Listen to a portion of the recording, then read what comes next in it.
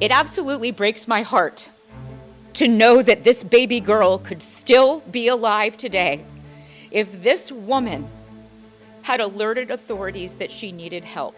College students in Tampa, Florida say they woke up to find that their roommate had given birth to a baby and put the baby in a trash can.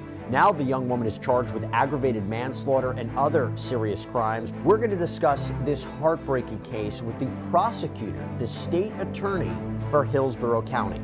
Welcome to Sidebar, presented by Law&Crime. I'm Jesse Weber. Months after police say a University of Tampa student gave birth in her dorm room and put that newborn in a trash can, she has now officially been arrested states away from her former college. 19-year-old Brianna Moore is in custody in her hometown of Quitman, Mississippi, and is in the process of being extradited back to Florida. According to prosecutors, Moore was living in a 4-person dorm suite at the university where each girl has their own bedroom and they share a common living room and a bathroom. And we go back to April 27th, where Moore's roommates called police because they say they heard a baby crying and they saw blood on the bathroom floor. So paramedics, they come. The campus security, they come, they question Moore, but she said she wasn't pregnant, and she blamed the blood on her menstrual cycle. The authorities leave, but then the next day, the roommates allegedly find a bloody towel in a trash can, and they call the police again. When the officers unwrapped the towel, they found something absolutely horrific: a dead, newborn baby girl. Officers confront Moore. They read her Miranda rights. And during an interview, Moore reportedly confessed that she felt sick, that she'd gone to the bathroom where she gave birth to a full-term baby. Now, she says the baby was crying, so she held her tightly to her chest until she stopped crying. And Moore allegedly admitted she thought the baby was dead, but washed her off, put her on the bedroom floor before she fell asleep. She reportedly woke up an hour later and said the baby wasn't showing any signs of life, so she wrapped the newborn in a towel, put her in the trash can before she fell back asleep. Authorities believe that it's likely she was in denial about ever having been pregnant in the first place. And then this is where things changed. The autopsy determined that the baby's death was a homicide by asphyxiation. The newborn apparently had fractured ribs, hemorrhaging on her lung. And when the investigation was ongoing, Moore returned to her home state of Mississippi. Authorities got a warrant. U.S. Marshals arrested Moore at the end of last week, and that is where we currently sit. Now, we have seen cases like this before, and this sometimes becomes kind of tricky legal territory on charging mothers who do this or allegedly do this. And analyzing the law on this, too, is kind of a murky territory. It's an important story to cover because we're seeing this happen a lot. And I have to say, we're able to continue to bring you these really, really important stories and break them down because we get amazing support from our sponsors.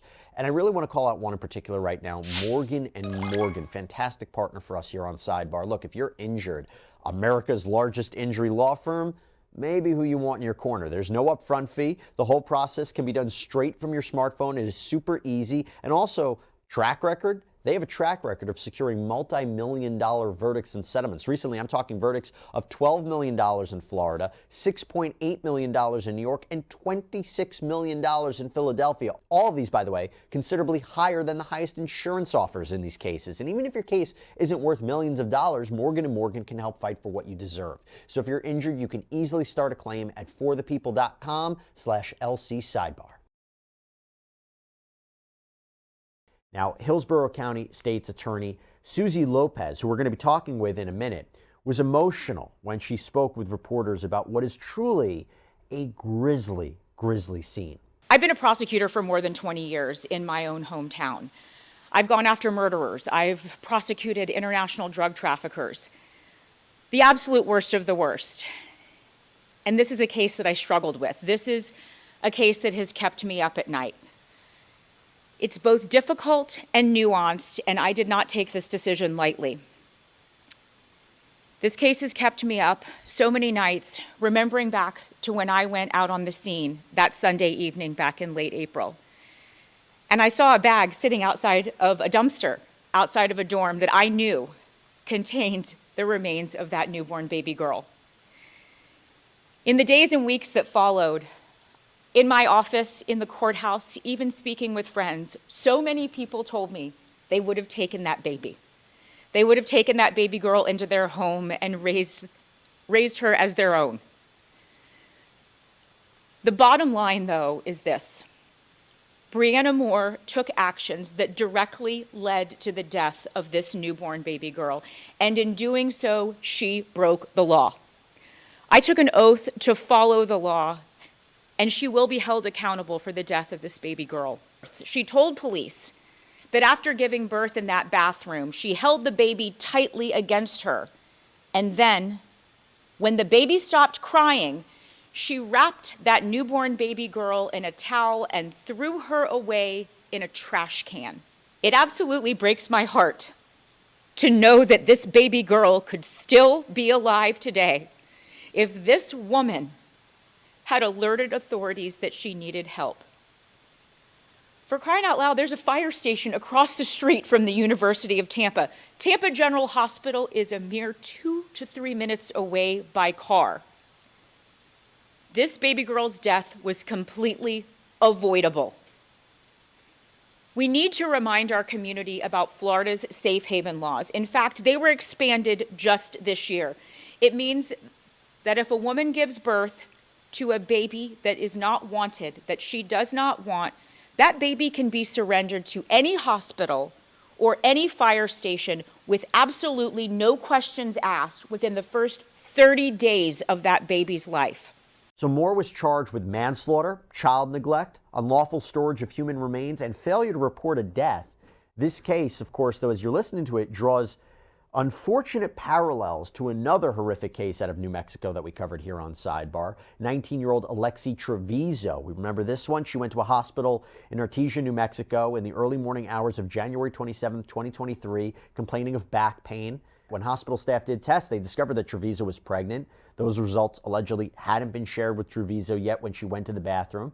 According to an arrest warrant, hospital staff repeatedly checked on Trevizo until she finally emerged from the bathroom about 15 minutes later, and that's when they found a baby in the trash. Medical staff explained the situation to police when they arrived. We did a pregnancy test on her, showed positive. She was denying that she had sex. Then she said she had to go to the bathroom. She went to the bathroom. She was in there for quite a while. We kept knocking on the door. Finally, we got her to open the door, and there was blood everywhere. She was cleaning it up. So we took her back to the room, and I was afraid that she knew she was pregnant. She had done something to herself. So the doctor started doing a vaginal exam on her. We had the lady come to clean the bathroom. She put the baby in the trash can, and then she put another clean liner over the top of it. Oh, wow. Okay. So when they looked in there, there was no trash in there, but it was underneath the clean bag. The baby's dead. Okay, we have him in trauma too, but she killed the kid. Yeah. How old was the baby? I don't know. It's full term. She had it in the bathroom was what happened, and then whatever she did, I don't know. She's gonna lie. She wouldn't tell us she's pregnant. And police body cams, they were rolling when the doctor told Trevizo and her mom that they knew what had happened. We discovered a dead baby in the bathroom. Oh my gosh. I'm sorry. It came out of me and I didn't know what to do. Lexi, I told you about this. But it I just asked you, baby, to tell me the truth. scary. It was not crying or nothing. What did you do to it? Okay, stop right here. I Stop, just put stop. it in the Number one priority, guys. Number one priority is she just had a baby. I don't know if she's delivered the placenta. She's bleeding significantly. Yeah. Do you guys have? I'm the charge nurse here. Do you guys have any questions for me? Like, how big is the baby? It's full term. What? nothing, 9 months? nothing was crying. Lexi, have you watched the news of the girls that what they do to their babies and what they go to jail? Nothing was crying. In terms, I'm sorry about this, but in terms of delivering a baby and it looked like you tried to hide it, we do have to have the police involved. And nothing was crying. It came out with nothing. I know. But the baby's gonna have to be taken for autopsy and there'll be an investigator and everything. Now, Trevizo has said she didn't know that she was pregnant, that the baby was a stillborn, and an examination showed that the baby, though, was breathing when it was born. So in that case, Trevizo was charged with murder. She was charged with tampering with evidence. And for now, Trevizo's trial is on hold. Her defense lawyer argued that the statements and the footage from the hospital were in violation of HIPAA laws. They also argued that once the police and doctor entered her hospital room, she was blocked, so she couldn't leave. This was what they considered to be unlawfully detaining her. Now, a judge with New Mexico's 5th Judicial Circuit granted the motion to suppress. The district attorney fought back. They filed an appeal to the New Mexico Supreme Court asking them to reverse that decision. Obviously, they want this evidence in a trial. It's important. And for Trevizo, look, her trial date, which had been set for August, it's undetermined for now. So we do not know how this case is actually going to be decided. But clearly, it has these parallels to the case that we're talking about right now. All right, I am joined right now by a special guest. I am joined by Hillsborough County State Attorney Suzy Lopez, who we were showing earlier during that press conference announcing the charges here against Ms. Moore. Thank you so much for coming on. Really, really appreciate it. I have to say, I watched your press conference. I got emotional. I could tell that wasn't easy for you. I could tell that feels like one of those cases that is very personal, and you brought a lot of emotion to that press conference. What was going through your mind when you were saying that? I had a hard time. I've had a hard time with this case since I went out to the scene on that Sunday night in late April. I go to most homicide scenes, but it's very rare that we have a child involved, especially a newborn. And I stood there outside of the dorm at the University of Tampa, and I saw a bag that I knew, from what I had learned, contained a full-term newborn baby girl. And so it was hard because in the weeks that followed, I had people walk up to me at Publix, our grocery store, in the courthouse, in my own office, who said, I would have taken that baby girl without question and raised her as my own. And so it was definitely very emotional to know that this woman made the choices that she did and that her actions contributed directly to that newborn baby girl's death. What led to charges being brought so many months later? What was it difficult to assess whether to bring charges and what those charges would be? So it took us about 6 months, but we wanted to make sure that there was not a rush to judgment and that we made the right decision when it came to charging. The medical examiner's office did their due diligence in issuing a final autopsy report. The phrase "babies bend, they don't break" is something that you often hear when it comes to child abuse. And so there were things that needed to be investigated by the medical examiner's office. We worked hand in hand, of course, with the Tampa Police Department, as well as the fact that we hired 2 nationally known experts. We wanted to make sure that we got it right. And so we hired these experts who did their due diligence as well. And so when the time was right, when we had done everything we needed to do, that's when we made the filing decision. And why charge her with manslaughter and not, let's say, murder? Because based on the facts that we have and everything that we had that was presented to us by law enforcement, of course, by the medical examiner and these experts, this was the appropriate charge, and that's aggravated manslaughter of a child. There's also a couple of other charges as well, including improper disposal of human remains and failing to report a death to the medical examiner or law enforcement. And just so we're clear, what kind of punishment could Moore be facing if she's found guilty by a jury, or let's say she takes a plea of some kind?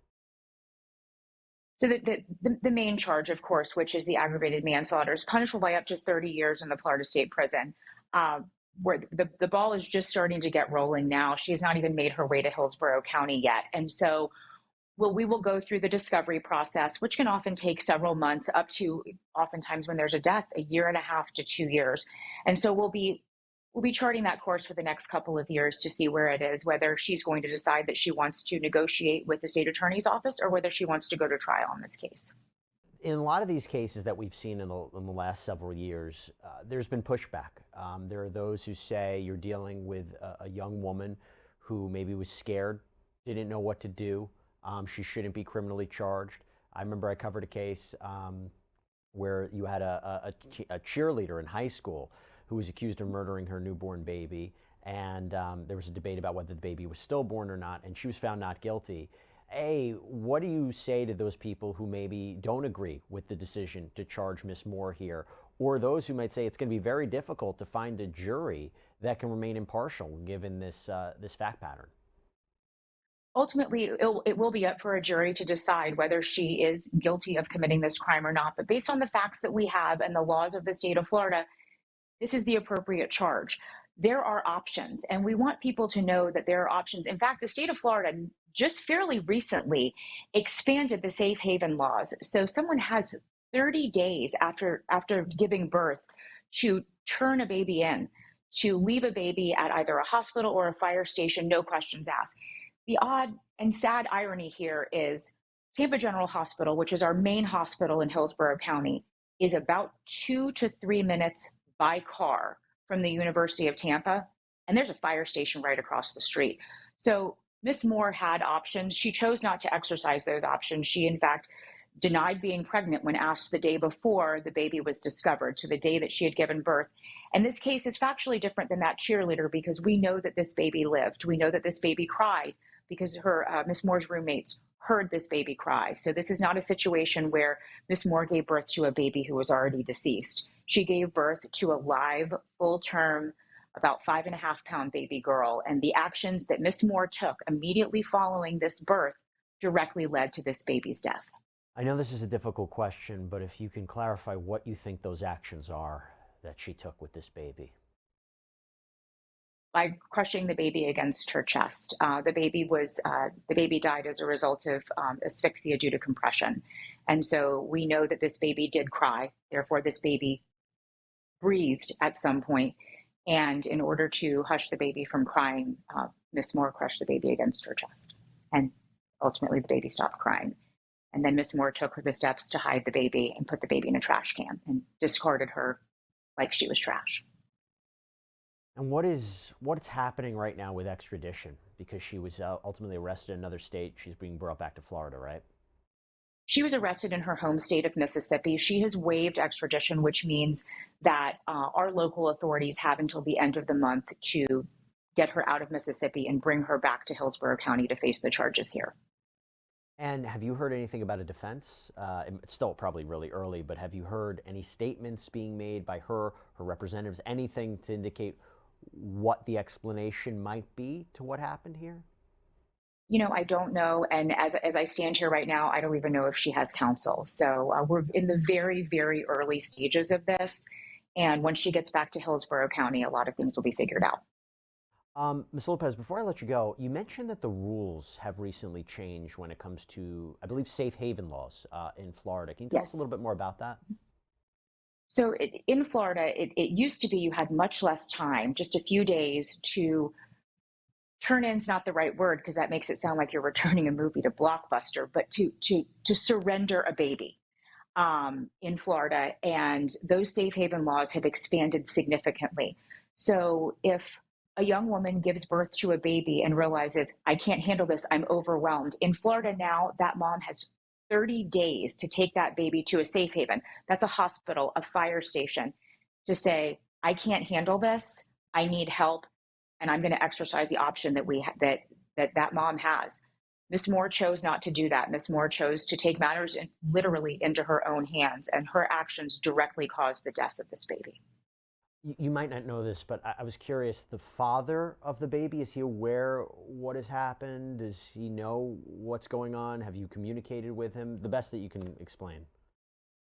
I'm not aware of who the father is. Okay. Listen, Ms. Lopez, this is a really, really tough case. As I said, it was difficult for me to hear the press conference. I know this is going to be a challenging case to move forward, not only from a legal point of view, but from an emotional point of view.